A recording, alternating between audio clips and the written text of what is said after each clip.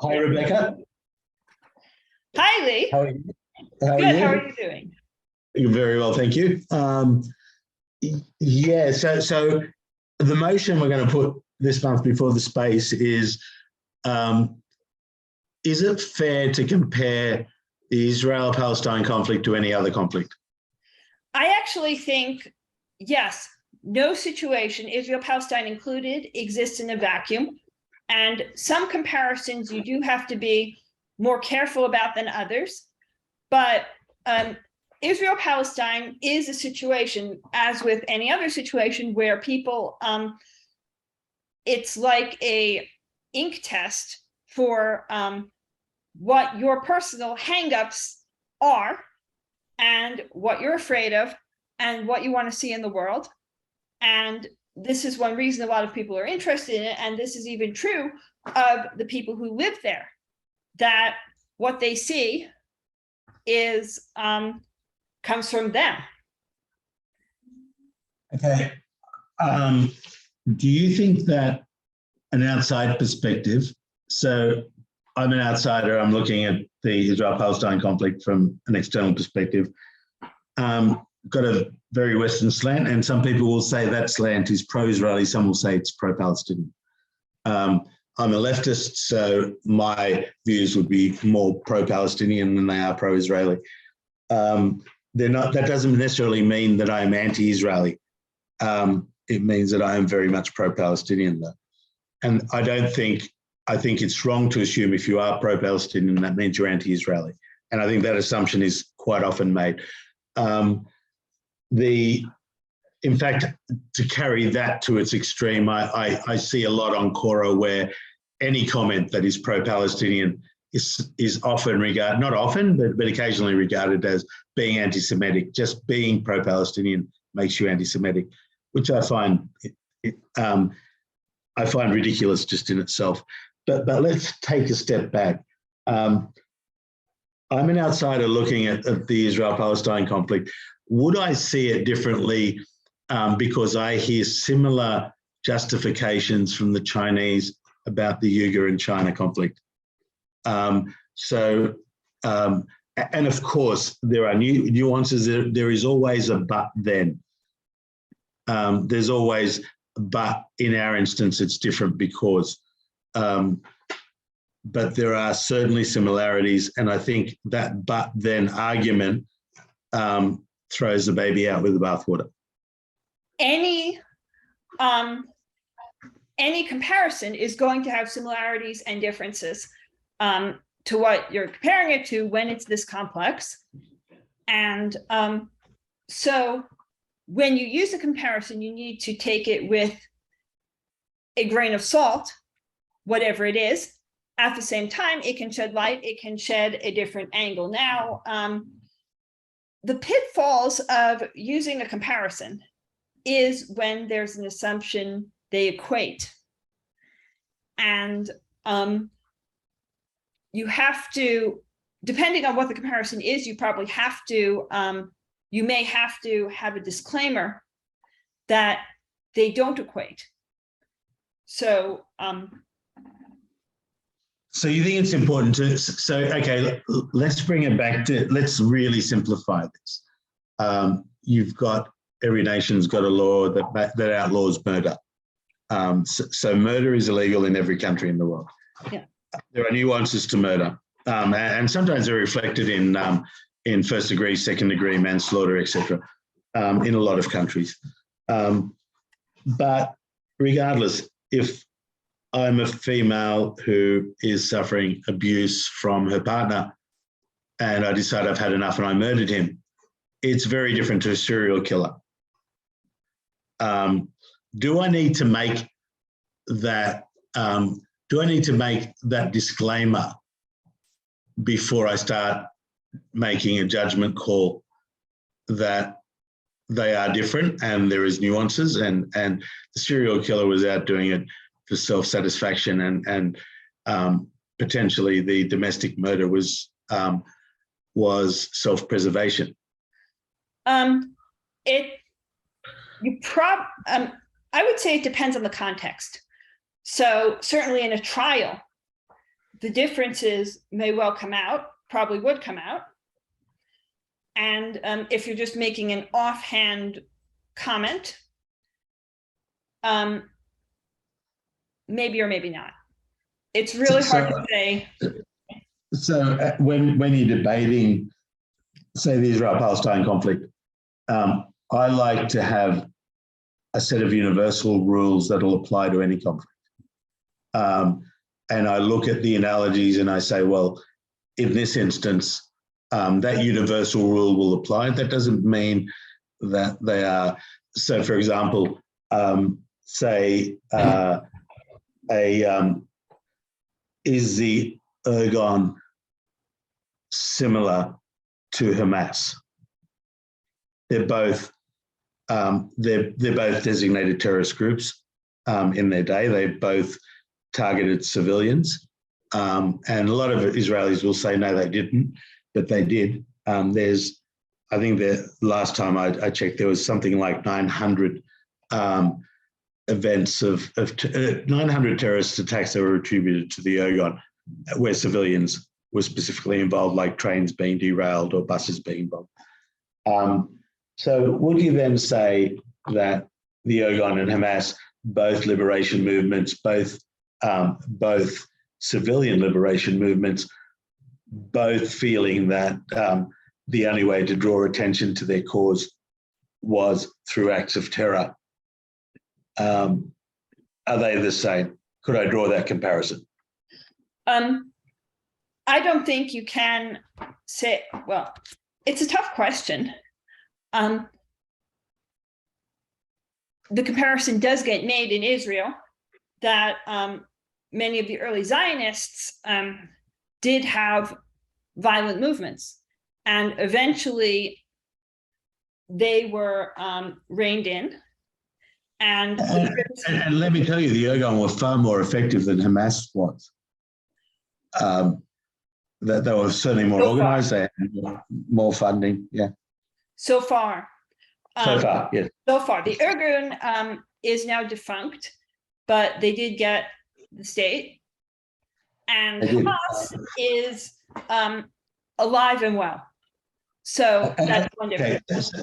So, of course, there are nuances, but if I'm creating a universal law, and let's say I could give the UN teeth to enforce it, could I then say that any movement, liberation or otherwise, that targets civilians is a terrorist group and needs to be taken down?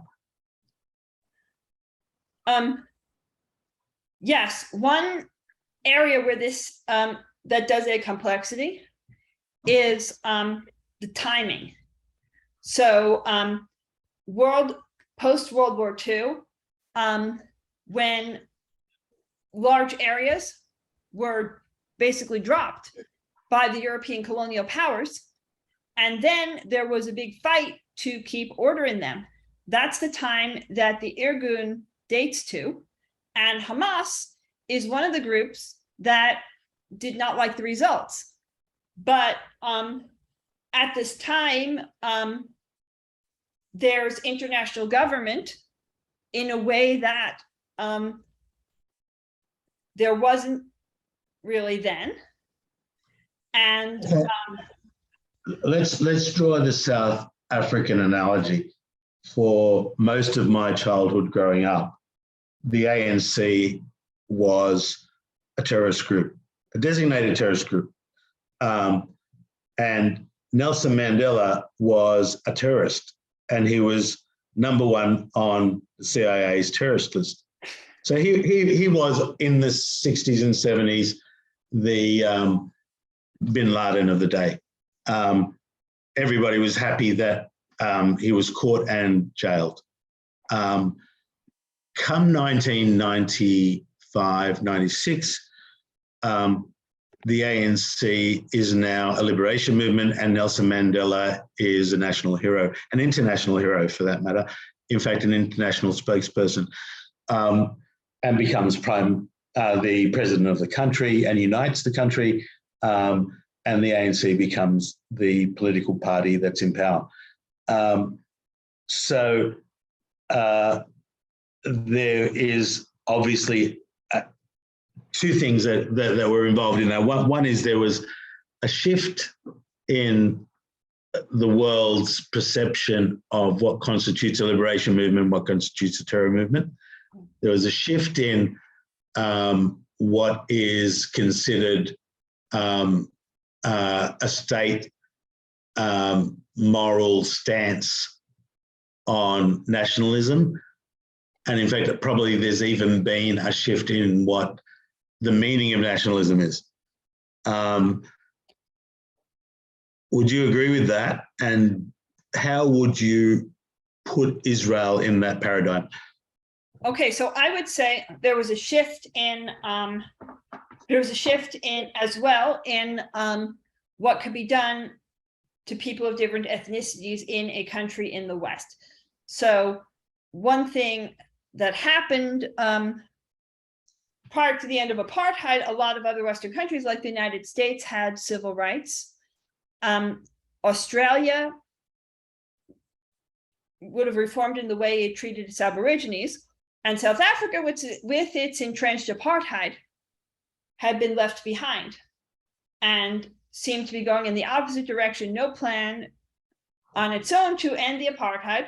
So other countries gave it a little pressure. So I'm sitting here listening to you say that, and I'm imagining there are a lot of Palestinians listening to this thinking that's exactly the same with Palestine as well. And I can see where they're coming from, because Israel gave a lot of talk to the two-state solution, and it didn't happen. What happened was, as with South Africa, the Palestinians got a toehold of independence, and as if that was too much, suddenly they're getting suppressed, claiming that they would be violent. Israel still does get some attacks, but mostly for Israelis, it's safe on a day-to-day level. The number of casualties and injuries from Palestinian attacks today is within a reasonable crime level right now.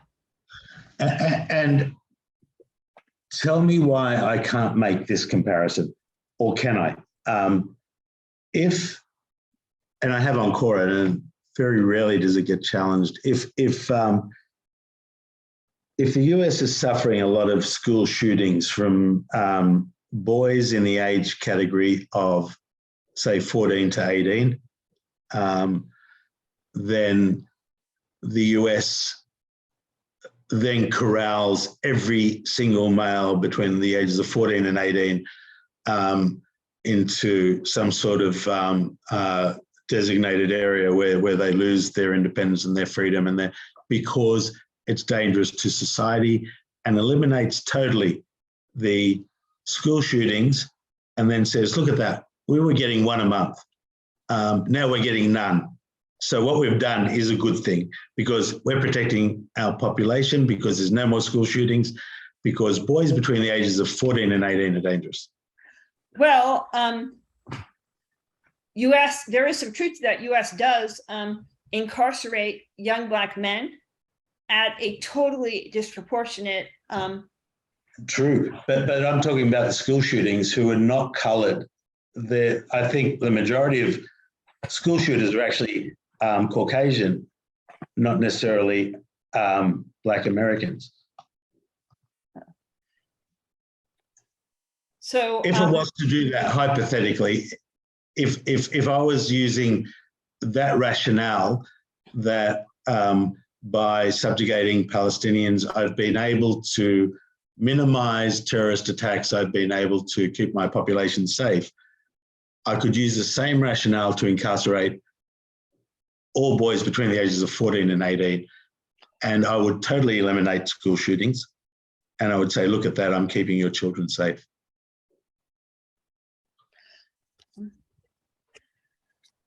If you have the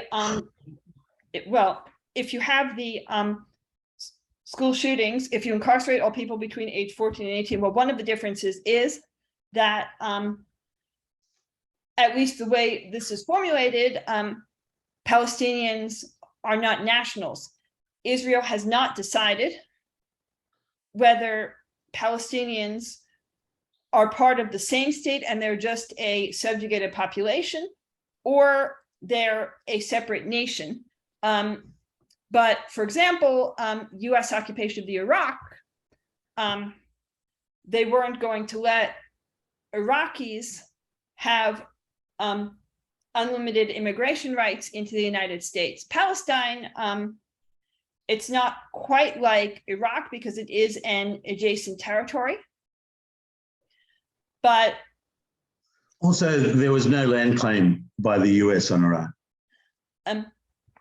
Also because there was no land claim by the US on Iraq, but the strict two-state people would want to give it, would want to make it into a situation that was more like the US on Iraq, in the sense that it would be a temporary occupation. Many were out and out opposed to the settlements. Let's break this down. Let's break this down for a second. So let's assume 50% of the Israeli population were pro two-state. Another 50% were pro two-state without East Jerusalem being the capital of the new state of Palestine. And so now you're down to 25% that are okay with two-state solution and East Jerusalem being the capital of Palestine. You then say, well, there's another half of those that would be pro-settlement. So you then are only left with, say, 12.5% of the Israeli population that are okay with the two-state solution, all being under Palestinian dominion, a contiguous state without any Israeli involvement. That will never happen with those sort of numbers. So the nuances matter in the Israel-Palestine debate, because the more you add complexity to it, the less support you get for the solution. Yeah, and this is also the thing about the South Africa comparison. The South Africa comparison is often done without nuance. And I can see why it's sometimes being done without nuance, because people want to make a certain point. They want to highlight a certain issue. I think one of the things that is glaringly or rises to the surface between the South African comparison and the Israeli comparison, you're right, there were just as many complexities to the South African conflict as there were to the Israeli conflict. Therefore, it was almost impossible for the South Africans to come to a solution on their own. The white South Africans had no reason to compromise. They offered bantustans and self-determination, or a look of self-determination to the black South Africans. And the people in power supported that position, but the population didn't. The black population of South Africa didn't. So people see that generally from a holistic perspective, it's the same situation with Israel-Palestine. There are so many nuances that if you keep filtering it down, there will never be a solution, because the control is with Israel, and you'll never get the Israeli population, a majority of the Israeli population, to agree with a specific resolution. Therefore, you need external intervention and pressure on Israel to make that happen. What's your thoughts on that? In the same way that you did with South Africa. So I would say external intervention. External intervention. You have as in the BDS movement. As in the BDS movement. External intervention, you would have to be careful about it, because sometimes you do need somebody to say, you're on the wrong track, you're on the wrong track, get off the track. And sometimes they don't really understand what's going on. they don't have the same kind of skin in the game. Israel and Palestine, both of them are already have people meddling in them that are not always meddling in the interests of the people there. Like a good example would be Israeli side Christians who believe in end times theology, where the Jews are characters in their whole vision of how Jesus will come back. These are not necessarily people who think about how do you make life for Israelis bearable on a day-to-day basis. They have a very different agenda from, say, the liberal Zionists, who would like to see Israel out of the West Bank. In many cases, they are the people who are fueling the settlers of the West Bank. And they also do seem to be connected to the military lobby in the United States. Okay, so I could give you equal amounts of nuances like that to the South African conflict. And it seemed that the resolution was in fact international sanctions on South Africa. And one of the nuances in the South African conflict as well is that when apartheid ended, it was not some sort of paradise. Apartheid ended and the society did not hold well enough together to keep crime down. South Africa has insane statistics about crime. Agree. And look, I had some South African friends that warned us at one time when we were contemplating going to South Africa not to take the upgraded hire car at the airport from the Toyota to the BMW, because the BMW made you a mark for people who were carjacking at lights. And that's why the hire car companies were upgrading, because they couldn't shift the BMWs off the lot because it made you a mark for carjacking. And it was so prevalent that it was almost guaranteed you were going to be carjacked if you were in a. So yeah, I agree. I also remember seeing a documentary where a lot of white South Africans started to hire specifically private security guards, armed security guards for their residences. They weren't necessarily in gated communities. And that happens all around the world. Is that a good enough reason not to have ended apartheid? I think that perhaps South Africa could have thought about how apartheid ends in a different way. I think it could have been worse had it not been for the vision of Nelson Mandela, the manifesto of a rainbow nation. A lot of people today might mock that, but I think without this unity message of it'll be better for all of us if we're united, than it will be for us to stay divided and try and end the conflict.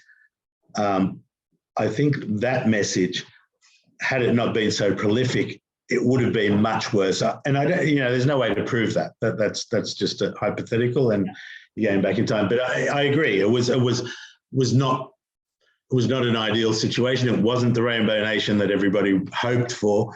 But is that a good reason not to have ended apartheid? Well, it's the crime and best laid plans of mice and men. Doesn't matter how. We don't know what alternative would have worked. This is all guesswork and hindsight reviews. We were hoping this would work. It was not ideal, but is it better than apartheid? Over the long term, yes. Apartheid was one of those things that had to go. And it ended. South Africa, it could have been worse. Zimbabwe was worse. Zimbabwe had an out-and-out expulsion, and Yes. South Uganda at one Africa, stage did, and the Congo. yeah. And so the other thing too to take into account is sometimes all forces. And please bear in mind that that was the white South Africans' argument. Look at all the African nations around us. They're all despot, failed states. If we agree to a majority rule, then if we agree to a democracy and we end apartheid, South Africa is just going to be another one of those failed despot nations. That's the same argument I hear from Israelis. Look at all these terrorist Muslim nations, and other than the oil, what have they contributed to the world? They're all failed states. If we allow Palestinians the vote and equality, Israel's just going to be another one of those. And I'm drawing these analogies because I hear similar arguments in other conflicts. Also Nelson Mandela was a particularly good leader on the Black side of South Africa. He was. He was a particularly good leader, and even cost him 25 years of his life. Yes, and even so, after Nelson Mandela, South Africa, he had big shoes to fill. Not all of the leaders were going to fill his shoes. In fact, very few of the leaders in the future would fill his shoes. And that's evident now. Although I don't know that the crime rate's actually worse now than what it was when at the takeover. So there's an element of control is an evolution. You know, control's the wrong word. Order is an evolution. Civil order is an evolution. It doesn't happen immediately. So you're going to get anarchy for a while as people adjust to the new order. And eventually they settle into the new order. And this is probably a bad analogy, but in my country, they've made vapes, you know, the smoking alternatives, the vapor machines. They've made them illegal. You can't import them, you can't buy them, and you can't possess them. And that happened in September 2021. The government took a position that they're still addictive, they still contain nicotine, and it just promotes young people, because there was a rise apparently in our country of 96% of young people using vapes. That wouldn't happen with cigarettes. So they just decided to make them illegal. You could walk into any 7-Eleven today and still buy vapes, even though it's illegal. At some point, I suspect the government's going to start a media campaign about clamping down and enforcing the law. It hasn't done it yet. If it tried to do it, there might be a fair amount of disorder, because this is a radical change in society, in a societal norm. It's minor, it's minute, but then if you blow that up to the changes that are involved in going from apartheid to a standard democracy, you're going to magnify that amount of chaos enormously. Yes, however, there are successful examples of systems having a smoother transition. Canada and the Northern United States, they both had slavery. They abolished it much more gradually than the South did. There were no wars. They just decided to pass laws on their own that kind of slowly did away with slavery. Yeah, but it really didn't. So from what I've read, on slavery in the US, for example, there was almost an element of financial slavery that was replaced by physical oppression. So the colored Americans had nowhere to go. They had to stay working on the cotton farms to survive. Otherwise, they would starve. And so therefore were still beholden to the cotton owners and that feudal style system. And it took the civil rights movement to end that mindset and create a paradigm shift in white Americans? Well, the cotton farms, you're talking about the South. Cotton was a Southern crop. Yes. Cropped in the Yes. North, and in Canada, we're different. And so you're just adding to my point that even after something like the Civil War, which was a major upheaval of the society, especially in the South, that elements of the status quo still remained despite the attempts at reconstruction. Whereas in the North, at that time, that was where a lot of Blacks left for, because they knew that things were much better there for them. Sure. They weren't what they are today, and today it's still not ideal. So you still have the Black Lives Matter movement. You still have so it's obviously there's still issues. A huge incarceration rate compared to the population percentages of Blacks in prisons. In fact, America's got the largest prison population of any country in the world, which I find horrific. But that's another topic.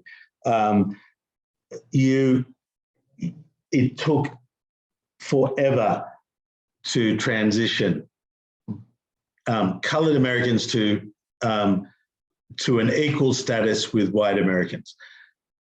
Does that mean that, and there was still inherent problems and chaos after the Civil War? Does that mean the Civil War to end slavery was not worth fighting? The Civil War was kind of inevitable at that time, because they had had a lot of desperate attempts repeatedly to make all kinds of compromises between the free states and the slave states, and the compromises didn't work. If slavery, let's make the analogy. So there's been lots of attempts at compromise between Israel and Palestine over the years, and none of them have worked. And at some point, and a gradual solution, as happened in the North, as probably should have happened in the whole United States, would be best. Okay, so the idea of, say, a peace treaty with Egypt and Jordan, the Abraham Accords, to a lesser extent, the leaving of settlements, the evacuation of settlements in Gaza should happen in the West Bank, and there should be a peace deal with the Palestinian state in the same way that there is with Egypt and Jordan. I mean, I'm certainly, I believe I'm oversimplifying the matter, but I'm trying to say that the nuances don't negate the need for the higher level actions that need to be taken. The fact that there could be more problems doesn't negate the fact that what's happening at the moment needs to be stopped. There needs to be a movement to say oppression of any people based on race is wrong. That could then be extended across to the Rohingyas in Myanmar. It could be extended across to the Nepalese in China, the Tibetans. It could be extended to the Uyghurs in China. So once you have the what I feel is broken, and I know there's going to be a lot of Jewish Israelis that are going to disagree with this vehemently. What I feel is broken is the fact that as an international community, the UN doesn't have the teeth to enforce the resolutions that the international community agrees are the direction that a country should be taking. And also, the international community being broken is also part of the justification for the existence of the state of Israel as a country with its mission to protect the Jewish people, even if other people get moved. Because Jews are people that have historically faced a number of oppressions, and Jews should be lumped into this general principle too. And this general principle needs to be very securely enforced. And but the international government right now has a lot of problems. People say never again about the Holocaust, but there have still been many, many, many genocides even since the Holocaust. Absolutely. You know, it still dumbfounds me that this idea of never again, and then you have the Khmer Rouge in Cambodia, and they killed 2 million people. You know, the killing fields, or you have the Bosnians. I mean, we did something about that. At least we did nothing about Cambodia. As an international community, as a world community, knowing and trumpeting this idea of never again. You know, we're never going to allow a genocide to happen, and we stood by and watched. Yeah. If you watch something like Hotel Rwanda and take it on face value, we sat and watched while the Tutsis massacred the Hutus. We did something afterwards. You know, it's a little bit too late. The people are dead. Lives are lost. And this is even within the first few decades of the enumeration of these principles of international law. And we have discovered that they are unenforceable. And despite all this hot air, international law is really the Wild West. And this is something that the Palestinians are aware of, definitely, that international law is the Wild West. And it's something that the Jews are aware of. That yes, but bear in mind that, and I go back to this analogy that, and I see that to some extent with Israel-Palestine conflict, that grassroots movements were really what ended the South African conflict. I remember as a kid growing up, I say this on Cora consistently, I remember seeing the news clips, and they looked very much like, you know, burning tires, throwing stones at security who are in full combat gear with shields and helmets, and the people that were burning the tires and throwing the stones were the terrorists, and the people that were holding the helmets and had the guns and shooting rubber bullets, they were the law enforcement, and you know, so there was a moral position taken as a viewer. It looks no different to the West Bank or Gaza and Israel. It looks no different to what we saw in the summer of 2021. Those images, you know, I had no political interest in those. You know, I was 18, 19, and so these were just news grabs on my TV screen. We used to play, as a country, we used to play cricket and rugby, which is my country's national sports. You know, they're analogous to baseball and ice hockey and gridiron in the US. We used to play against India and Pakistan and the West Indies and South Africa and Britain and New Zealand. These are all Commonwealth nations. South Africa was there. They had a cricket team, they had a rugby team, and they used to go into the Commonwealth Games when I was growing up. We used to go and watch the cricket when the South African team came. We used to try and get tickets to a rugby game when Australia was playing South Africa. Then apartheid happened. It's like, what? Hang on. We can't play them anymore? Why? Because they're oppressing. Yeah, but they've been doing that for the last year. You told us it was okay. Like, that's what piqued my interest in politics. You know, not politics, human rights, social justice, I guess.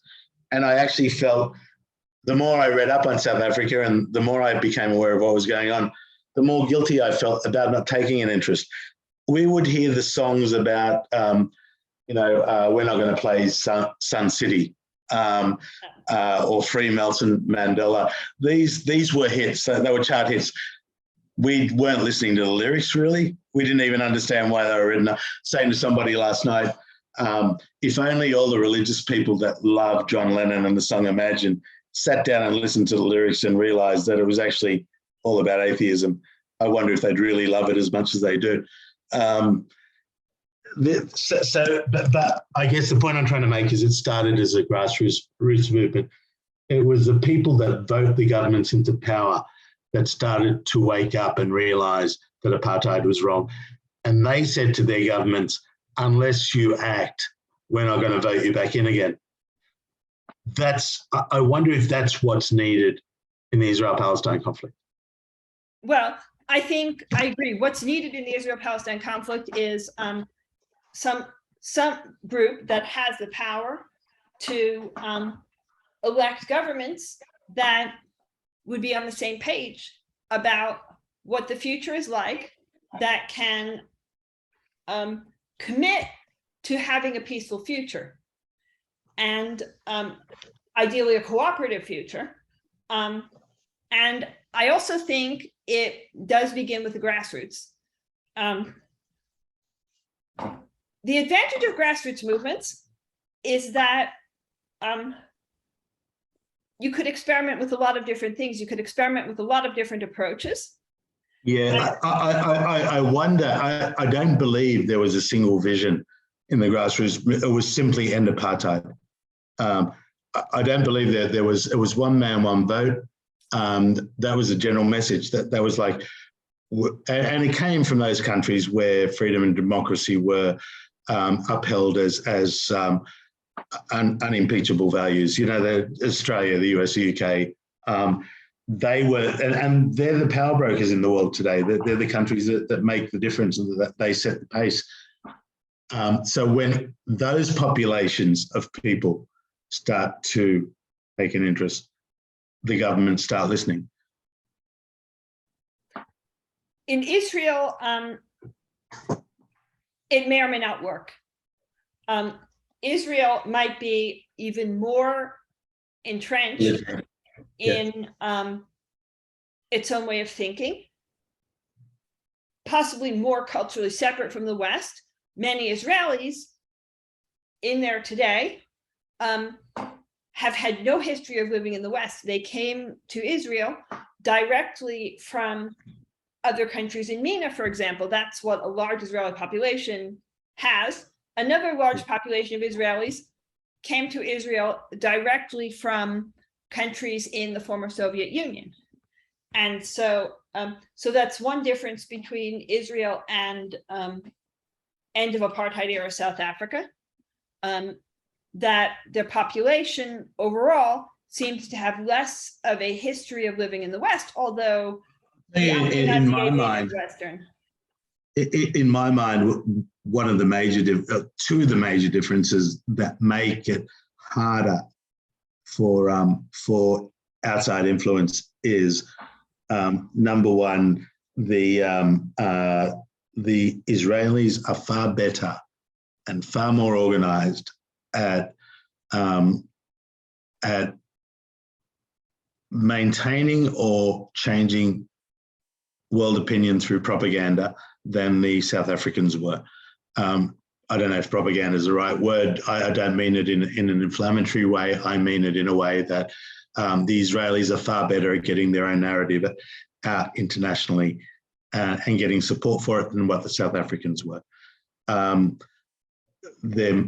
They're much better funded. They're much more slick. They have far more communication channels in which to do that with today than what South Africans did, and they're on it straight away. And they speak, doesn't matter where in the world they are, they speak from the same song sheet. So the message is always the same, whatever they go. It's echoed through government spokespeople, it's echoed through diplomats, it's echoed at a grassroots level by Israelis in the diaspora.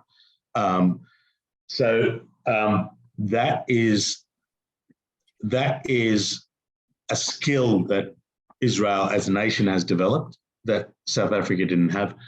The other is the support of the US. whilst South Africa had the support of the US, it wasn't as entrenched or as intrinsically tied to the US as what Israel is. Another difference is the type of economy that Israel has. Israel has a technology-based economy, and a lot of Israeli technologies run in things that you don't really see. So if an artist decides not to perform in Israel, if you decide not to eat sabra hummus, you might still be putting a website on Wix, and that's the least of it. You're probably using technologies that are running with Israeli parts. And so, and that's what the meat of their economy is. What? Yeah, but I think that just makes Israelis themselves more belligerent. I don't think that impacts on any, say, a BDS movement. I don't think a BDS movement would be any less effective as a consequence. I think what it does, it emboldens Israelis to dig their heels in deeper. That's, it'd be the analogy would be South Africans saying, well, if you wear gold, give it back, because most of the gold is being produced in South Africa. That would be, in my mind, the analogy that it won't make a difference to the sanctions that the world chooses to impose on South Africa. But it might have made the South Africans that much more belligerent in defending apartheid. Well, if you wear gold, give it back.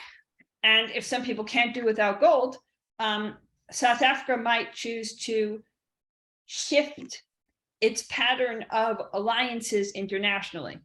That does seem to be what's happening with Israel. South Africa, apartheid imploded before it could do that because it seemed like it was so dependent on the West, and it had a very different kind of economy. It had a very different pattern of who and what it could trade with. Yes. And it was much more culturally dependent on the West than Israel seems to be. Although relative to the population of Jews in Israel, I think the Jews in the diaspora are probably much more prevalent than the white South Africans were in the diaspora. Jews in the diaspora, Israel definitely has a larger diaspora than probably white South Africa did, although arguably white South Africans were related to whites living in other countries, and those formed an even larger number of... Once apartheid kicked in, once, say in my country, once sanctions were agreed on and the effects of apartheid came to the surface, nobody would have made that connection in my country. Nobody would have said, look, we're all British descendants and let's look after them, and that wouldn't have happened. But with respect to trade, they probably were dependent on people from their nationality and similar nationalities to trade with. So, well, probably being English speaking made it a little easier, possibly. But I mean, look, English speaking with Israel is a very, I don't know necessarily that Israeli industry relies on, say, Arabic as much as it does on English as an international trade language. Well, the economies of the West are also larger. English is much more of an international trade language worldwide than Arabic. Arabic really is a regional trade language for countries that... Middle East, really, if you're outside the Middle East, Arabic is irrelevant, like Chinese is irrelevant outside China. Israel has worked around for many years embargoes by many of its neighbors on it. And it still managed to find other trading partners. And and look, you know, one of probably the more plausible arguments is even if the US stopped being a reliable defending partner of Israel, it would just simply turn to the USSR, to Russia, yeah. Or China. Both are emerging superpowers. Even India, you know, potentially, you know, in another 20 years, India could be the next emerging superpower, and Israel could be laying foundations to build relationships with them. There is that element of, but again, given all that, is it worth an outside party saying, or the world as an international community, is it still worth saying, the Israelis are never going to give up the status quo on their own. Doesn't matter what the Palestinians do. There is nothing they can do because the Israelis are just too comfortable. Life is just too good for an average Israeli. They talk about security concerns. They talk about the need for self-preservation. They cite the Holocaust. They talk about pogroms, their right for their ancestral homeland. But nothing in that narrative, nothing says anything about the rights of the Palestinians. And nothing even suggests that what Israel is doing is even impacting on the rights of the Palestinians. In fact, most of the narratives blame the Palestinians themselves for their own demise. So here's a comparison that I will use. I will use the comparison of the Exodus. Let my people go. Yeah. Pharaoh said he would let the people go. The Israelites go. Yeah. And then God hardened his heart. And then Pharaoh said he would let the Israelites go again. And then God hardened his heart. And Pharaoh said he would let the Israelites go again. And God hardened his heart. And what ended up happening was that God released 10 plagues on the Egyptians. Yes. Finally. Which Jews celebrate as the Feast of the Passover, the last plague, the final plague. Yes, we do celebrate as the Feast of the Passover. So when Israel is talking about let the Palestinian people go, let them go. And God hardens the heart of Netanyahu, is that? And God hardens the heart of Netanyahu. Let them go. And so the world needs to impose the plagues on Israel. I would hope not. Let them go. Because Bennett steps in and he says, no two-state solution, no one-state solution, status quo. They're also afraid because if they just drop the West Bank time and time again, what ends up happening is an unstable place populated with enemies. This happened in Gaza. This happened to the US in Afghanistan. And this even happened. Bear in mind that one of Israel needs to take some responsibility for this, because when it happened in Gaza, the chronology is very important. And I find that a lot of Israelis deny this chronology, but it's there in the mainstream text. So first of all, Israel helped to build Hamas. It wanted an alternative government or a party in an open election to the PA, to Fatah. It funded, or it helped fund Hamas and build the party. Then fighting broke out between Hamas and the PA, and the Israeli government saw that Hamas was getting quite violent in like that. They were throwing PA elected representatives off roofs. Don't know. I haven't been able to find much on that specific nuance of the conflict, but I hear it all the time. I read about, and I've never heard anyone deny that. So let's assume that's true. They were throwing PA politicians off the roof so that they could propagate the seats in parliament, in their own parliament.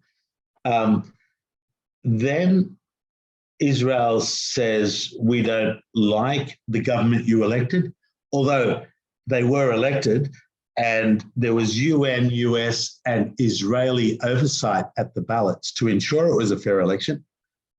And they said, okay, it was fair, but we don't like the government you elected. So they imposed sanctions on the Strip, hoping that the sanctions would cause the people to overthrow the government.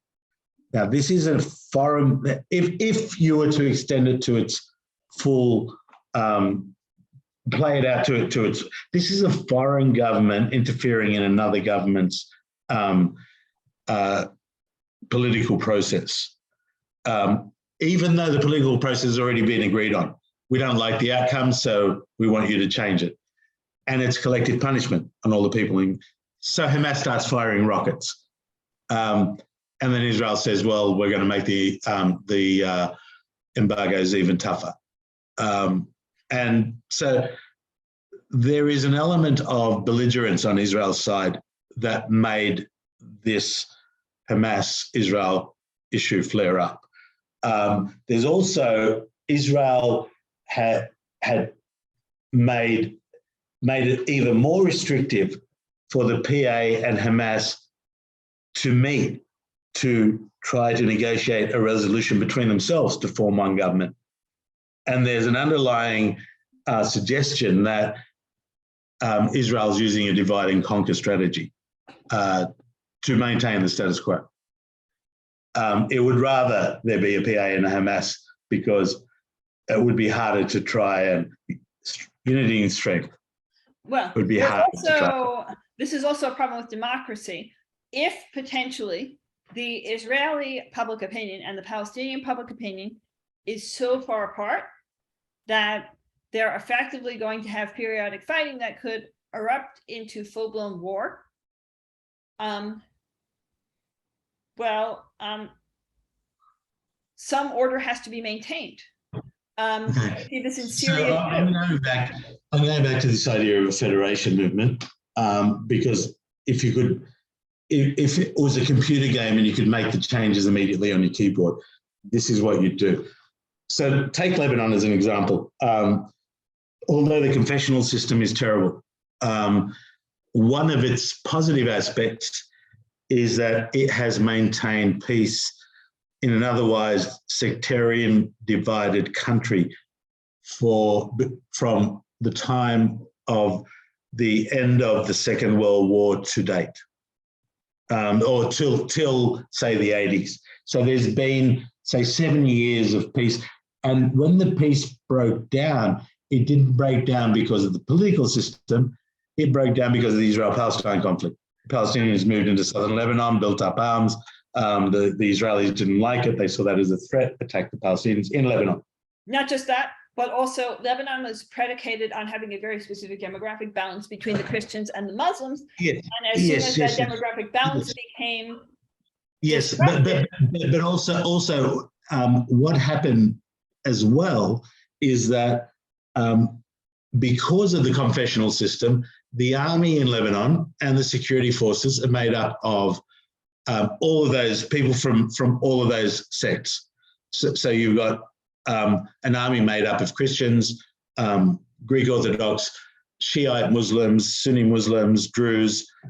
So the army cannot get involved in a civil conflict because if the army did, then it would fracture itself, because you're not going to have, say, a Druze soldier go into a Druze community and try and shoot at his own people, or go a Sunni Muslim go into Sunni Muslim area, and that would cause conflict within the army.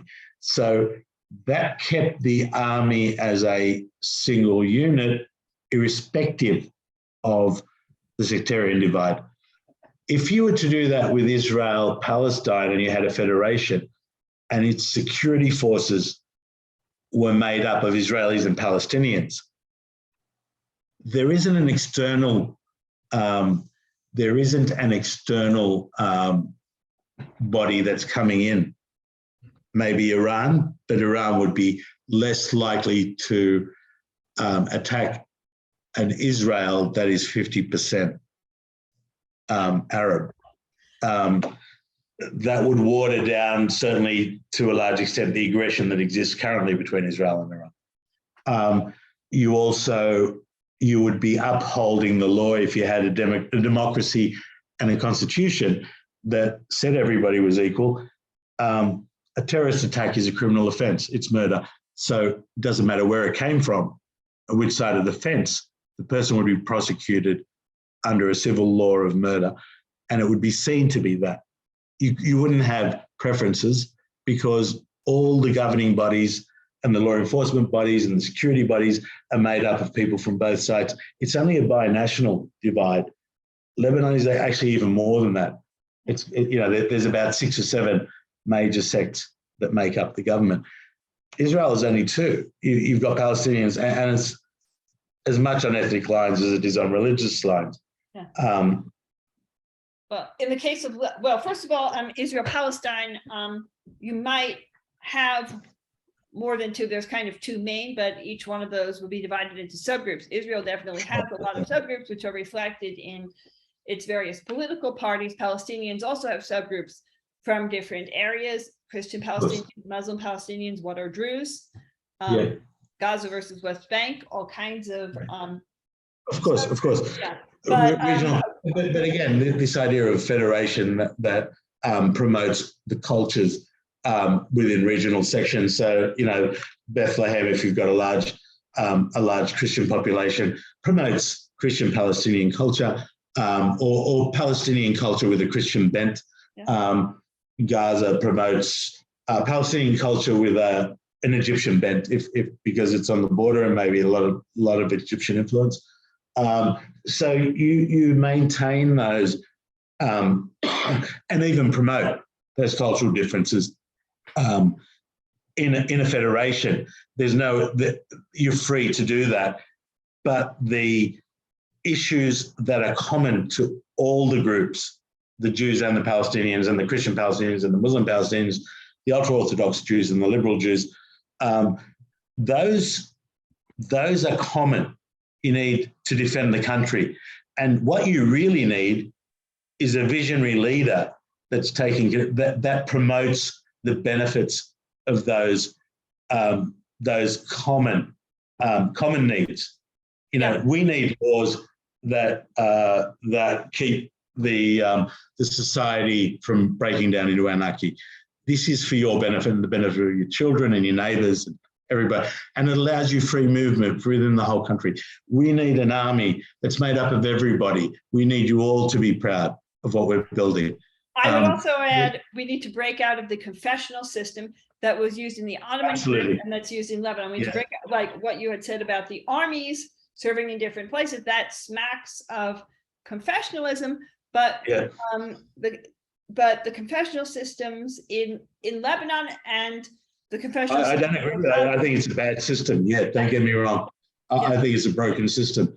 But I think you can take what works out of those and implement it in other systems. And I think a federation is one of those where there's shared benefits. Common benefits. One of them is the fact that if all the people that are making the laws and enforcing the laws are doing it for the common interest of the whole country, and you're growing the country as a single unit, that doesn't stop you from promoting the cultures of the individuals that make up that single unit. And their major human rights are then protected. So you've got an army strong enough to still defend the borders. You certainly don't want Iran to attack. You certainly don't want any of the other neighbouring countries to become belligerent and attack, whether you're Palestinian or whether you're Jewish. You have a common interest in defending the country. You have a common interest in ensuring that there isn't a mass murderer going around or a terrorist group blowing up, because your kids are just as likely to be on a day trip in Tel Aviv on a bus as what an Israeli kid is likely to be on a bus in Tel Aviv. You want to protect the economy because it's to the benefit of your children and the Jewish children. So there are common interests that can be handled on a unity basis. And then there's a cultural interest. We want to promote Judaism within our community. Fine, do that in West Jerusalem because there's a high concentration of religious Jews in West Jerusalem. We want to promote Christianity within the Palestinian community. Fine, do that in Bethlehem. You're free to if you want to. Yeah. So wrapping it up, I would say that comparisons are valuable when you are thinking about what you want to do going forward. You do need to look at things in the past. In the Federal Forum, which is the consortium of all different federation movements, there's a working group right now where people are looking at every single example they can think of, not every single, but a fairly large number of examples. And they're learning about them to see what does and does not work for a possible federation of Israel and Palestine. And yes, and look, I think that deserves to be promoted. And I believe a lot of those are made up of both Jewish Israelis and Palestinians, because I think education and a lot of the people that are promoting those are very well educated people, and I think education is the key. If you can show the benefits of going forward and paint the vision, if you can educate people on the benefits of that, then I think you're halfway towards resolving the conflict. At the moment, I think both sides argue about inclusivity, and I think looking one of the great, and I forgot who made it, but the great comment is those that it was Winston Churchill. Those that ignore history suffer the pain of reliving it. At the same time, if we want to move forward, relying on a single example, which many people have a tendency to do, is not the way to do it. There are only so many lessons you can learn. If you're only relying on a single example, then you are taking a flat view of things. Some people can and I think, look, a single example is easy to tear down because there's always, but this is different. There's always the idea that it won't work with us, it's worked with them. But when you can look at the commonalities of all conflicts in the past and say all of them have been resolved because of this, then that gives you a stronger platform in which to stand and suggest that doing the same would resolve the Palestinian-Israeli conflict. Yes. Why would you only use a tiny piece of the things you can draw on? It doesn't make sense. No, but I think in a lot of people's minds and the way the human mind works is we make analogies. We look at our past. We look to our past. I mean, we do it in our daily lives. When I'm consulting to a client and they're telling me about the issues that they're having in their business, I look for similarities in issues in my business in the past and how I dealt with them and the success of the strategies I adopted. And if they worked, I try to implement it in their business. So this is just human nature. I think we're becoming more a global community. The world's getting far smaller, but that's only happened very quickly in a very short space of time. So everybody has their own stories to relate and their own educational curriculums that, nobody understands Australian history like Australians because it wasn't important to anybody else other than Australians. As time has moved on, a lot more lay people who just have an interest in Australia know much more about Australian history because of the advent of the internet and social media, etc. And that's happened in a very, very lightning speed. So the consequence of that is we're becoming a smaller community.